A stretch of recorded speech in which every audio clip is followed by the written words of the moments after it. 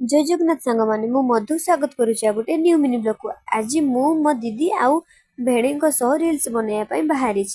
आज दिनटा हस मजा आउ सुंदर मुहूर्त रे बीतिला। चलतु आपण मैंने आम सह एही ब्लॉग रे मजा नियंतु। मैंने कैमेरा ऑन हला मात्रे के आमर जे हस आम कंट्रोल करि पाने तापर सेठी तो जो मजा मस्ती हे गला तो सेठी मजा मस्ती सरला पर आमे आउ गुटे लोकेशन को जाउछु रिल्स बनाय पे।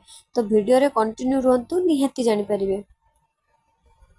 आमर सेटी वीडियो शूट सरला पर आमे पळे आछे आम झुलापुल। तो आपण माने जदी झुलापुल को आछन निहाती मते कमेंट करिए। भेणी आज किस वक्तव्य देबे टिके सुनंतु। तो सुनने ये थोड़ा पुष्ट को मु आसली 1919 मसीहा आज मोर बयस 26 किंतु ये बरस को थाउ था तमे कोनी थाउ था बेसी कर माने मो भेणी रे वक्तव्यटा आपण मान को केमति लागिछि मते निहाती कहिबे कमेंट रे। आशा करुछि आपण मानकु मोर ए छोट मिनी ब्लॉग टी भलो लागिथिबो। जदि आपण मानकु मोर वीडियो टी भलो लागिछि लाइक करंतु, शेयर करंतु एवं आगामी ब्लॉग पाई मते फॉलो करंतु। धन्यवाद। पुणी देखा नेक्स्ट ब्लॉग रे। रहुछि जय जगन्नाथ।